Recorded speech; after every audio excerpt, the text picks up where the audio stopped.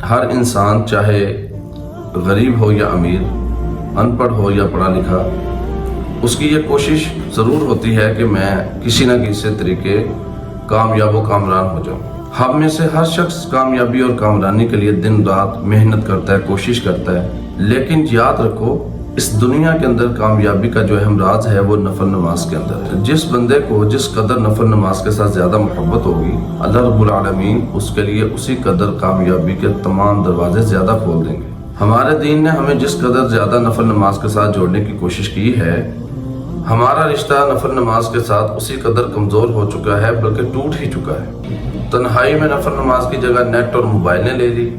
بند کمروں کے اندر رکوع اور سجود کی جگہ پر حیا سوز ڈرامے اور فلمیں دیکھی جاتی ہیں، گانے سنے جاتے ہیں،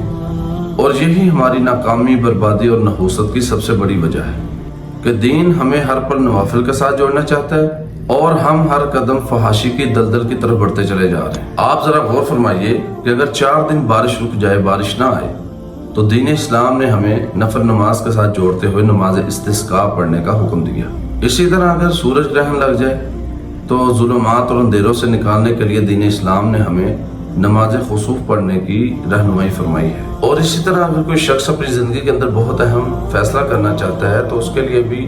ہمیں نفل نماز کے ساتھ جوڑا گیا۔ اللہ رب العالمین سے براہ راست نصرت اور رحمت حاصل کرنے کے لیے نفل نماز کے ساتھ ہمیں جوڑا گیا۔ ان تمام باتوں سے آپ بآسانی سمجھ سکتے ہیں دنیا میں مصائب و آلام سے نکلنے کا واحد راستہ جو ہے اور آسان راستہ وہ نفل نماز کا راستہ ہے۔ آپ اس راستے کے ذریعے بڑی سے بڑی مشکل، کٹھن سے کٹھن راستے کو بھی عبور کر سکتے ہیں اور اس سے بآسانی نکل سکتے ہیں۔ ہمارے دین نے ہمیں نفل نماز کے ساتھ جوڑا ہے، لیکن بعض نام نہاد رہنماؤں اور پیشواؤں نے ہمیں تعویذات، درباروں، مزاروں کے ساتھ جوڑ دیا، جو کہ سراسر ہلاکت ہے۔ اللہ کے بندوں، 2 رکعت نفل نماز کی عزت و عظمت اور اس کے مقام و مرتبہ کو سمجھنے کے لیے پیارے پیغمبر صلی اللہ علیہ وسلم کی ان 2 احادیث پر غور کیجیے۔ صحابی رسول صلی اللہ علیہ وسلم بیان کرتے ہیں کہ پیارے پیغمبر علیہ السلام ایک ایسی قبر کے پاس سے گزرے جس میں ابھی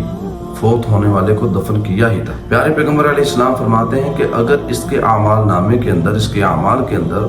صرف 2 رکعت نفل نماز، جس کو آپ زائد اور حقیر سمجھتے ہو، اگر اس کو شامل کر دیا جائے، اس کا اضافہ کر دیا جائے، تو یہ اس مرنے والے کے لیے تمہاری پوری دنیا سے زیادہ پسندیدہ ہے۔ اس حدیث سے آپ بخوبی اندازہ لگا سکتے ہیں، اس بات کو سمجھ سکتے ہیں کہ 2 رکعت نفل نماز دنیا اور دنیا کے اندر تمام موجود خزانوں سے زیادہ بہتر ہے۔ بلکہ صحیح مسلم کے اندر حدیث موجود ہے، پیارے پیغمبر علیہ السلام فرماتے ہیں رکعتي الفجر خیر من الدنیا وما فیہا، نماز فجر کی 2 رکعات جو نماز فجر سے پہلے سنت کے طور پر ہم پڑھتے ہیں، وہ دنیا اور جو کچھ اس دنیا کے اندر موجود ہے ان تمام چیزوں سے بہتر ہے۔ میں تو ان احادیث کی روشنی میں یہ بات کہوں گا کہ جو بندہ شوق کے ساتھ صبح کی نماز سے پہلے 2 رکعات سنت ادا کر لیتا ہے اور اس کے دل کے اندر نفل نماز کی محبت بھی موجود ہے، اس کو حالات کی تنگی اور ترشی سے گھبرانا نہیں چاہیے، بلکہ وہ اللہ تعالیٰ کے اس قدر قریب ہے